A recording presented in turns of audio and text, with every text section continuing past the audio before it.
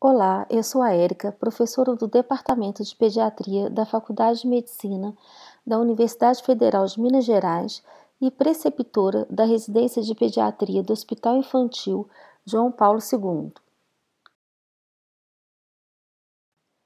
Nesse módulo, me propus a falar sobre dois assuntos. Na primeira parte, foram abordados os aspectos da farmacocinética e farmacodinâmica dos antimicrobianos. Nessa videoaula, vou falar sobre o mecanismo de ação dos antibióticos e resistência bacteriana. O entendimento do mecanismo de ação dos antimicrobianos e como as bactérias adquirem resistência é essencial para o uso racional dos antibióticos. Então, antes de começar a falar de cada um especificamente, vou falar sobre os aspectos gerais referentes ao mecanismo de ação dos antibióticos e à resistência bacteriana. Para falar do mecanismo de ação dos antimicrobianos, vamos primeiro lembrar alguns aspectos básicos referentes à estrutura das bactérias. As bactérias, exceto os micoplasmas, apresentam uma estrutura denominada parede celular, que envolve a membrana citoplasmática. Essa parede dá forma à bactéria e funciona como uma barreira osmótica vital para a sobrevivência no meio líquido, pois o meio interno da bactéria é hipertônico. A parede é também necessária à reprodução binária normal da célula. Nas bactérias gram-positivas, a parede celular é uma estrutura simples formada por uma espessa camada de peptídeo glicano que se situa imediatamente por fora da membrana citoplasmática. Além do mucopeptídeo, que corresponde a cerca de 60% da sua composição, a parede celular dos germes gram-positivos contém ácidos teicoicos, ribonucleato de magnésio e carboidratos. Nos bacilos gram-negativos, a parede celular é mais complexa, conforme vocês podem ver aqui ao lado em destaque. O peptídeo glicano contribui com 10% da sua composição, formando uma camada basal sobre a qual se encontra uma camada externa composta por lipopolissacarídeos, fosfolipídios e proteínas. Em função desse tipo de composição, ou seja, parede rica em lipídios, as drogas com baixa lipossolubilidade, como as penicilinas naturais, têm maior dificuldade de agir nas bactérias gram-negativas. E atravessando a estrutura da membrana externa dos bacilos gram-negativos, encontram-se proteínas denominadas porinas, dispostas de modo a formar túneis através dos quais as moléculas podem passar do meio exterior para o espaço periplasmático. Outra característica da parede celular dos gram-negativos é a existência da membrana externa, que serve como uma barreira seletiva para a entrada e saída de algumas substâncias da célula. Os principais mecanismos de ação dos antimicrobianos estão representados nesse slide. Alguns antibióticos agem inibindo a síntese da parede celular, como os beta-lactâmicos, glicopeptídeos e a bacitracina. Embora eles atuem em fases diferentes da síntese, o resultado final será a produção de uma parede defeituosa ou a não formação da parede, que devido à hipertonicidade do meio interno provocará a lise osmótica da célula.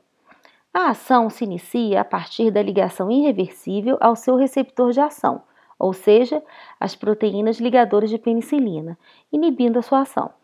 Vale ressaltar que as proteínas ligadoras de penicilina das bactérias variam em número e afinidade pelos antibióticos. Esse é o motivo pelo qual as cefalosporinas não atuam sobre os enterococos. Baixa afinidade pelas proteínas ligadoras de penicilina da bactéria. Outro mecanismo de ação consiste na alteração das propriedades físico-químicas da membrana citoplasmática, levando ao rompimento da permeabilidade seletiva da membrana da bactéria. Com isso, ocorre a saída de elementos vitais da célula bacteriana, como fosfatos, íons, purinas e ácidos nucleicos, ou a entrada de substâncias nocivas ao metabolismo bacteriano. Os antibióticos que compartilham esse mecanismo de ação são as polimixinas e a daptomicina. Em relação a esses antibióticos, vale ressaltar que costumam ser tóxicos também para as células humanas, já que a composição da membrana citoplasmática das bactérias é bastante semelhante às nossas. Outro mecanismo de ação compartilhado por vários antibióticos consiste na interferência na síntese proteica. Dentro dessa classe, temos aqueles que bloqueiam a síntese proteica, como as tetraciclinas, clorfenicol, macrolídeos e as nincosamidas. Esses antibióticos são considerados bacterostáticos. Também nessa categoria, temos os aminoglicosídeos, que exercem o seu mecanismo de ação de duas maneiras. Em concentrações subinibitórias, essas drogas se ligam à fração 50S, inibindo a síntese proteica, e em concentrações terapêuticas juntam-se à fração 30S, provocando uma distorção do RNA mensageiro e, consequentemente, determinando a formação de proteínas aberrantes que vão originar uma membrana anormal que leva à morte celular. Outro mecanismo de ação consiste na inibição da replicação do cromossomo. Dentro dessa categoria, temos as quinolonas, que atuam inibindo a atividade da DNA girase, que é responsável por tornar a molécula de DNA compacta e biologicamente ativa. A inibição dessa enzima provoca o relaxamento das espirais do DNA, que passam a ocupar um maior espaço e levam, consequentemente, ao rompimento da célula bacteriana. Por fim, temos os antibióticos que atuam na inibição da síntese dos ácidos nucleicos. As sulfonamidas inibem as sintetases que transformam o ácido paraminobenzoico em ácido fólico.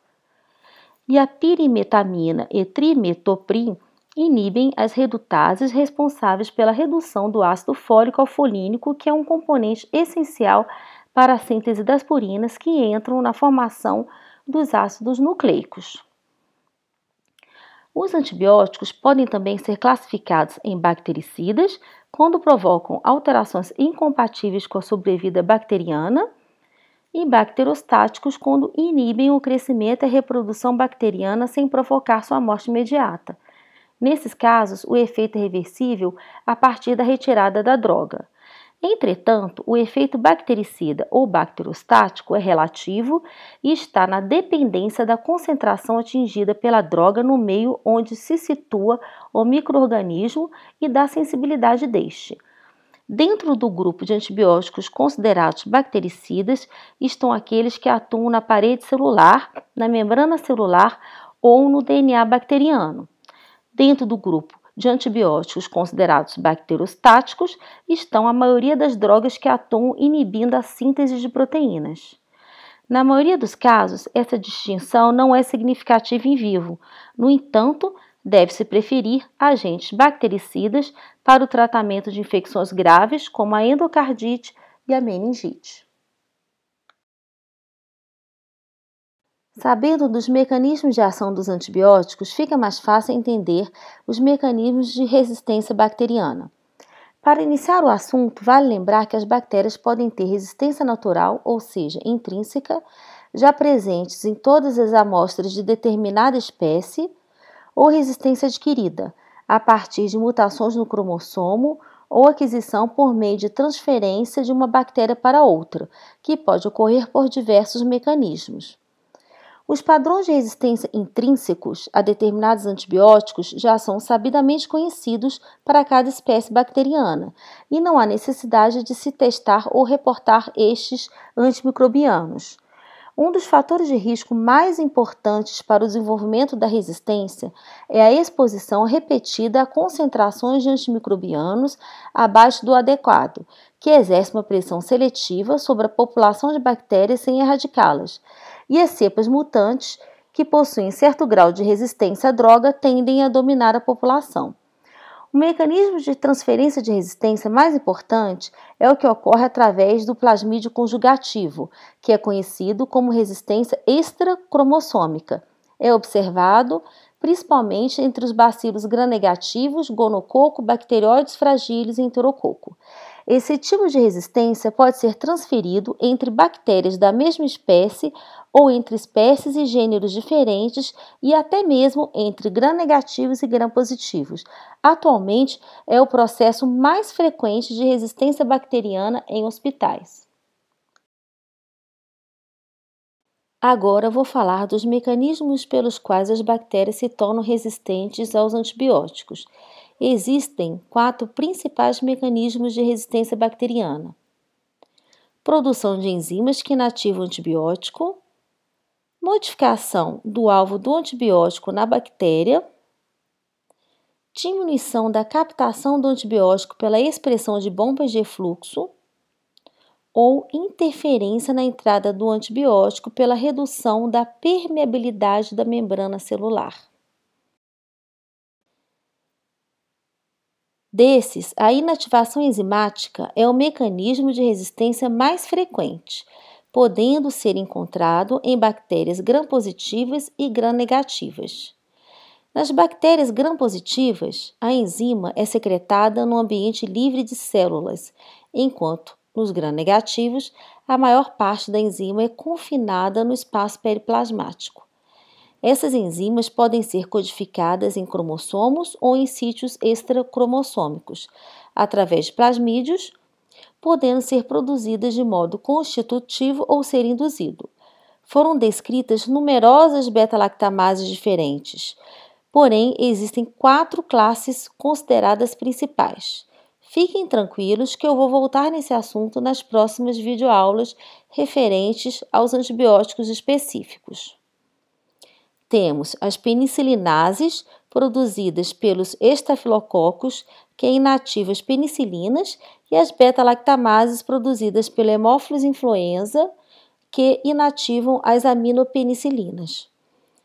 Outro grupo importante de beta-lactamases são as do grupo CESP, também chamadas de AMP-C.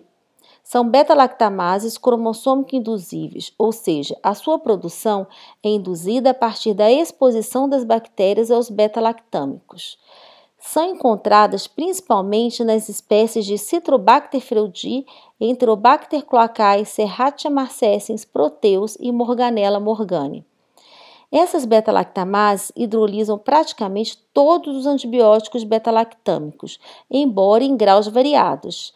As taxas de hidrólise são baixas contra as cefalosporinas de 4ª geração e carbapenêmicos devido à baixa afinidade enzimática. Em relação a esse grupo de bactérias, deve-se ter atenção, pois o antibiograma pode mostrar sensibilidade às cefalosporinas de 3ª geração, porém, a expressão da produção de beta-lactamase ocorre poucos dias após o início do tratamento, levando à falha terapêutica. Temos também as beta-lactamases de espectro estendido, que conferem resistência às cefalosporinas de 1ª a 4ª geração, mantendo sensibilidade bacteriana à ação dos carbapenêmicos. Diante de um resultado positivo para a bactéria do tipo ESBL, não se recomenda o uso de qualquer beta-lactâmico, com exceção dos carbapenêmicos. Outro grupo de enzimas inativadoras de antibióticos são as carbapenemases. Nesse grupo, temos a Klebsiella produtora de carbapenemase, chamadas de KPC. Essas enzimas apresentam um amplo espectro, sendo capazes de hidrolisar todas as classes de beta-lactâmicos. Nesse grupo, temos também as metalo-beta-lactamases, encontradas nas bactérias não fermentadoras, como as pseudomonas, stenotrofomonas e o Acinetobacter baumannii. Por último, temos as adeniltransferases, nucleotidiltransferases, fosfotransferases, encontradas em bactérias gram-positivas e gram-negativas, que conferem resistência aos aminoglicosídeos. A modificação do alvo consiste em outro mecanismo de resistência bastante importante.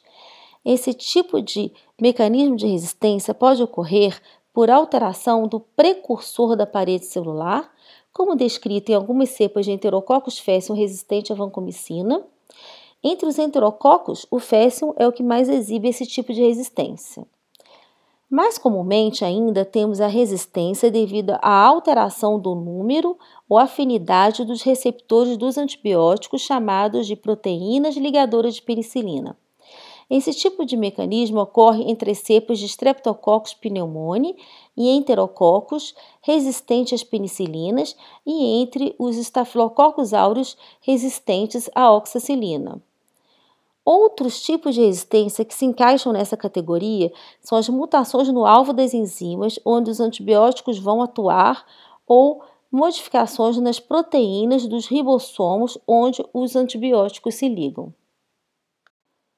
O terceiro mecanismo de resistência ocorre devido à interferência na entrada do antibiótico na célula bacteriana. As bactérias gram-negativas contêm uma camada lipídica externa que impedem a penetração de antibióticos hidrofóbicos.